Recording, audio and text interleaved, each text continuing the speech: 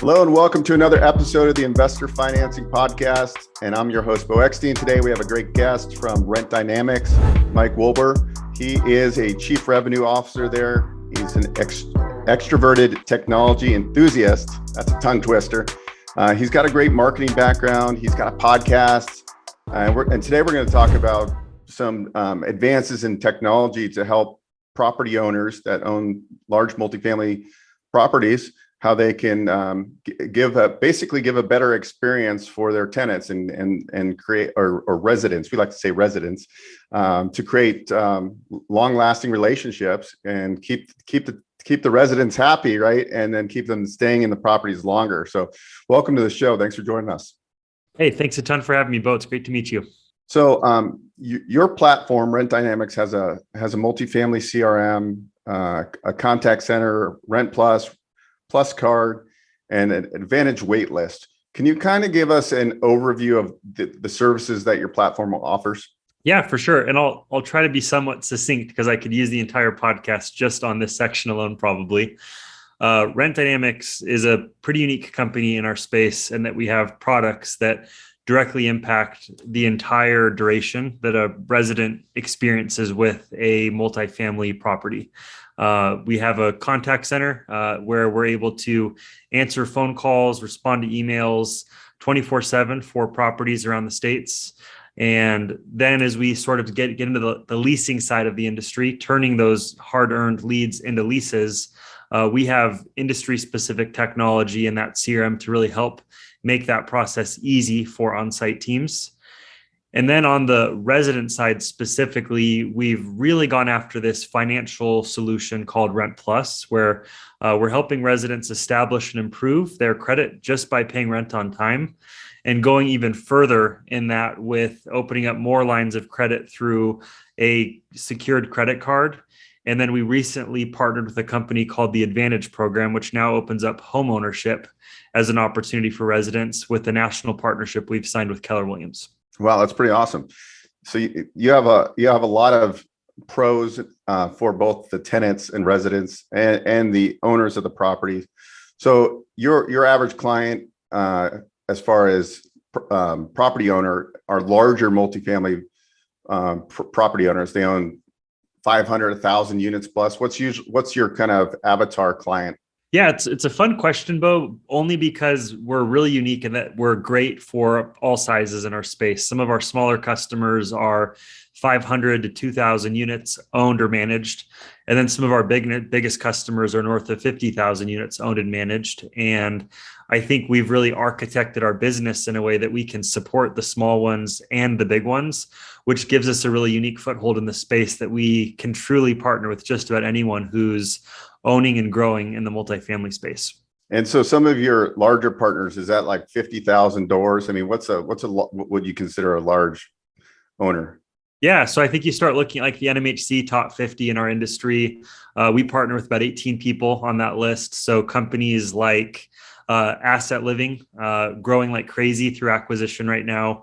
Cardinal Group is using us for their entire student portfolio. They're based in Denver. And then lots of customers that are in the owner operator space, like American Landmark out of Tampa, great longtime customer. And then here in our backyard, just in Utah, Bridge Property Management that's doing a lot of great stuff on the West Coast. So those are a few of the larger ones, just to name a few. So what do you do? What's your position as the chief revenue officer? What do you do daily what's your role in the company?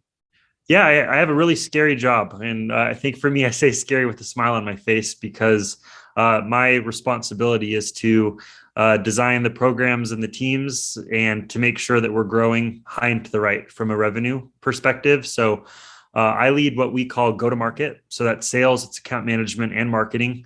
And internally, I really think of it as the customer choreography. So the way that we can attract new customers in through marketing, convert them through sales, and then help turn them into raving fans in account management. And I really focus a lot of my time on the team, the customer, and then I'd say industry evangelism is something I spend a lot of time doing. I'm always on a media tour trying to just spread the good news about what Rent Dynamics is doing. So on your is there any KPIs or studies you've done on implementing rent dynamics and what that means to tenants stay in these properties. Is there any studies you've done where it says, okay, by implementing these strategies, Rent Plus, the Advantage program, what that will look like for a tenant that's more happy? How long additionally will they stay than an average tenant?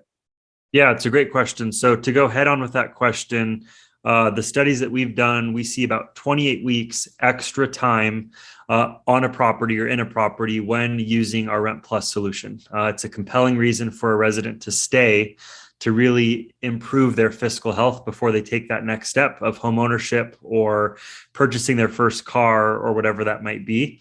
And so we see 28 weeks as that additional time on property when using Rent Plus. And then if you look at our other products, which are more on the marketing and leasing side, I'd say the KPIs or the metrics there are much more about how quickly we can turn marketing into move-ins.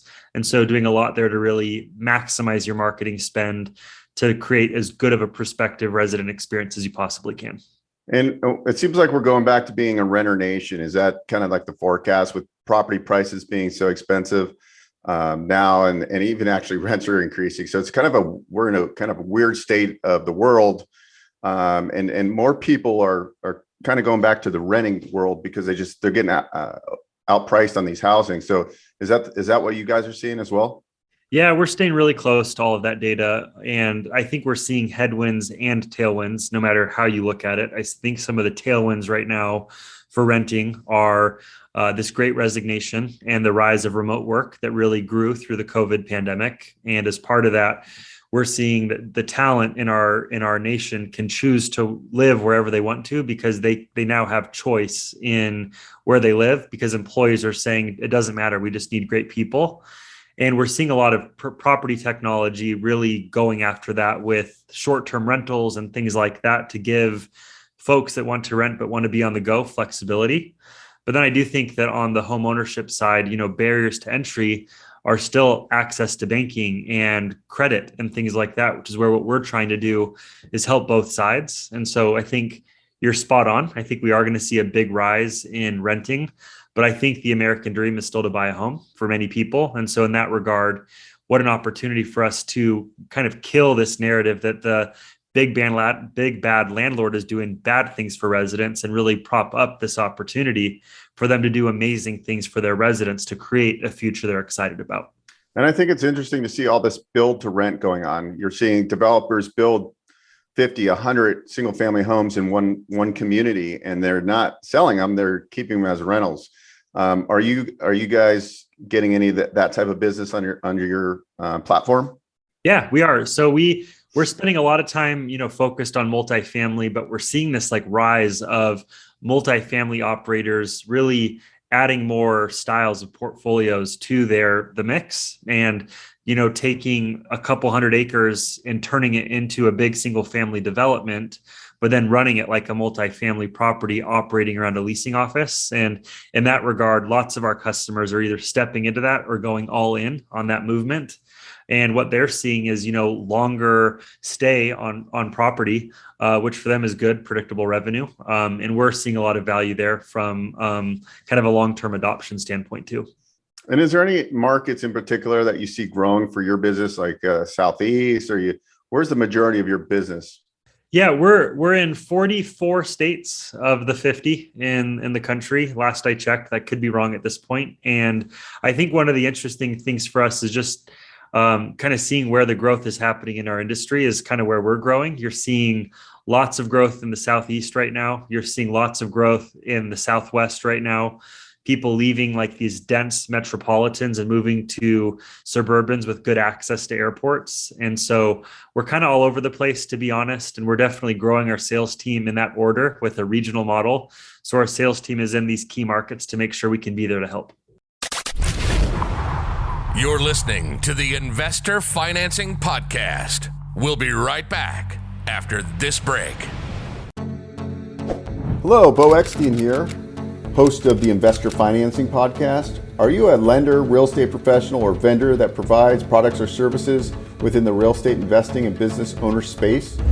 We are offering a few sponsorship opportunities to get in front of a highly targeted audience If you're interested, please click the link below for further information.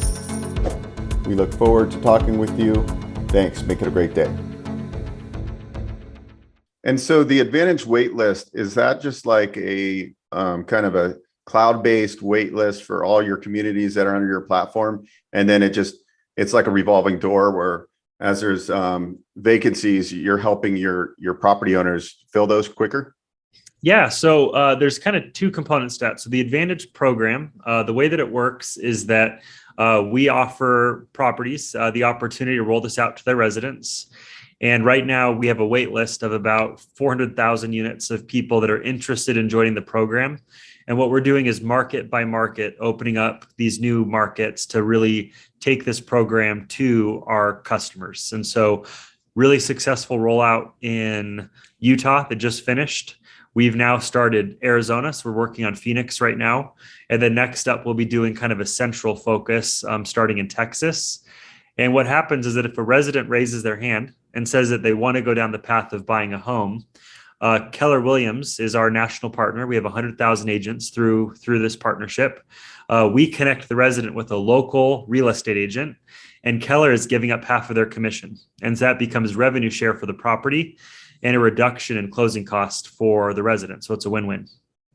Yeah, that's really cool.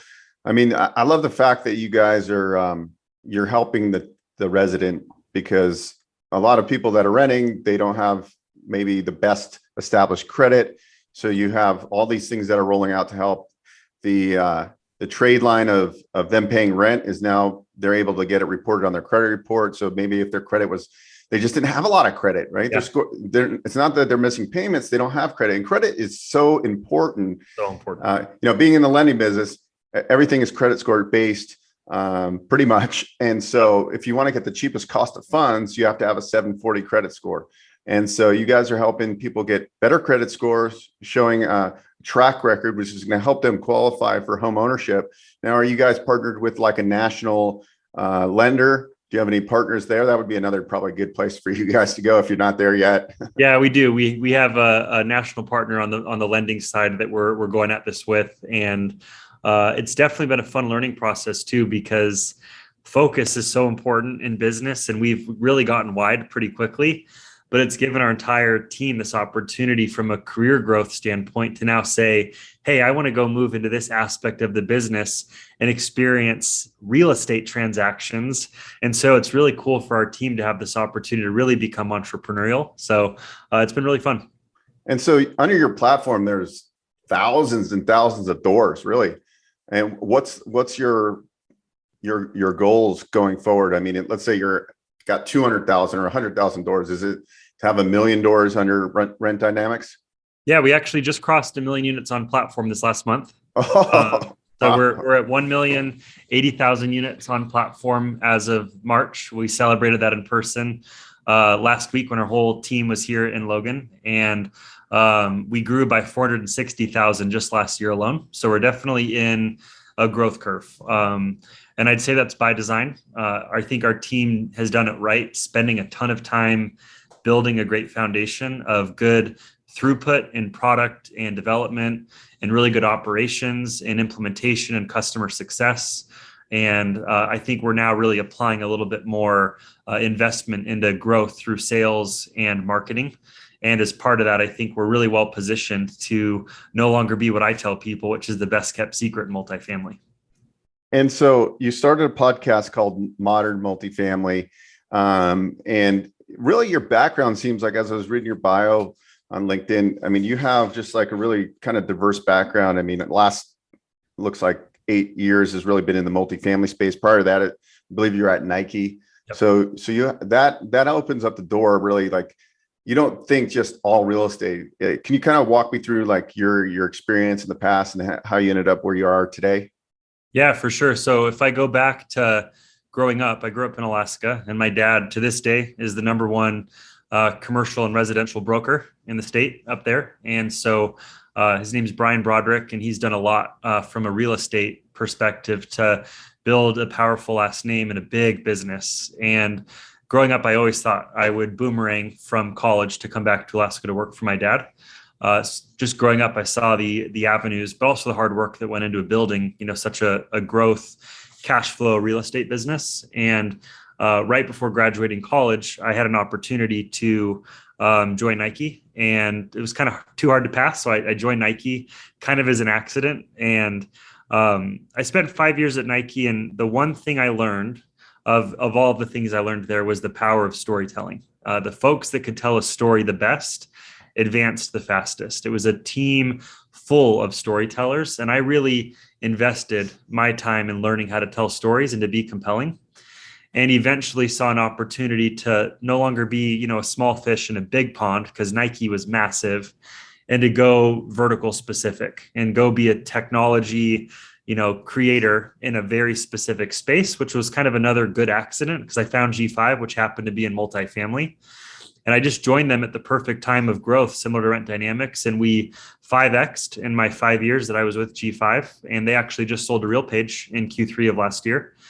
And had an opportunity to join the founders here and to really help play a big role in the future growth of Rent Dynamics. And I think for me, it's been a true joy to be able to apply a background of growth and being comfortable in change and helping create, a really cool future for the business and our great team here. And that's why you started Modern Multifamily, is because you're a storyteller, and people engage with people they like, know, and trust, and you can tell a story on. And then you also interview all the prop tech platform people in the multifamily space on that channel. Yeah, it's kind of a twofold show.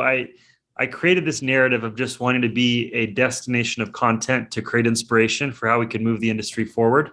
And I'd say I spend 60% of the time on the show with the smartest minds on the client and operator side, and then the other 40 or 50% with these really smart technology providers. And I just launched my 32nd episode. It's been live for about 14 months, and it's been a really fun side hustle. It's been a cool way to meet people, to personal brand myself a little bit, and we're starting to see some dividends from it as well on the marketing side. It's been really fun. And who do you follow in the marketing space? Gary Vaynerchuk. Who are you a fan of? Yeah, so I'd say that Gary V, people like that are punchy storytellers are really fun. I'd say that the two people more on enterprise marketing that I'm really big on right now is Dave Gearhart. He is out east in Boston, played a massive role in Drift's growth before becoming his own brand. And he's doing a lot on B2B marketing. And then Chris Walker runs a cool company called Refine Labs, and they're really modernizing what B2B looks like. And I'd say the two of them more at the enterprise level have taught me a lot. And then in the multifamily space, there are some really smart minds too that have been fun to connect with. Yeah, you got to connect with the Grant Cardone. That would be kind of fun. He comes up all the time, man. I had the CEO of Rockstar Capital out of Texas on my show last year, and his team is all in on Grant Cardone, and he had a lot of fun things to say about that model too. Yeah, I've been to some of his 10X events, and you got to love him. A lot of people get annoyed with him because he's just in your face, but I appreciate him a lot. Yeah.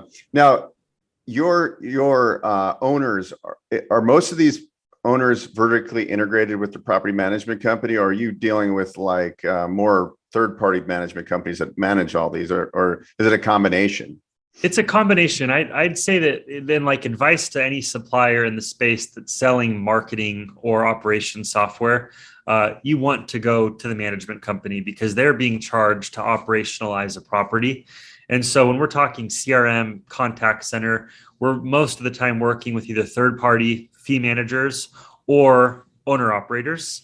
But then on Rent Plus, because the owner of the property is who gets the revenue from Rent Plus, we're a lot more flexible in terms of who we work with. So we're working with lots of pure asset managers and owners, and then a lot of third-party managers and owner operators as well. So I feel really fortunate because we're working with all shapes and sizes in the space, not just a one size type of client, which is great.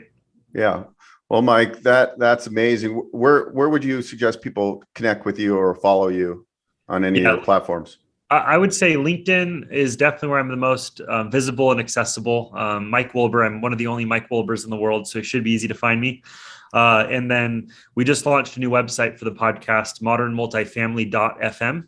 And so that's got all my contact info, my cell phone, all that kind of stuff is there as well. So those 2 spots, you should have good access. All right. Well, Mike, it's been a pleasure, and it's been awesome learning about Rent Dynamics and what you guys are doing to, revolutionize the whole multifamily space right now. So it's going to be exciting to even see where you guys go. And congratulations on a million doors on your platform. That's pretty spectacular. Thank you. And thanks a ton for having me. Everybody, please like and subscribe, and I'll bring on amazing guests in the future, and we'll keep going. See you on the next episode.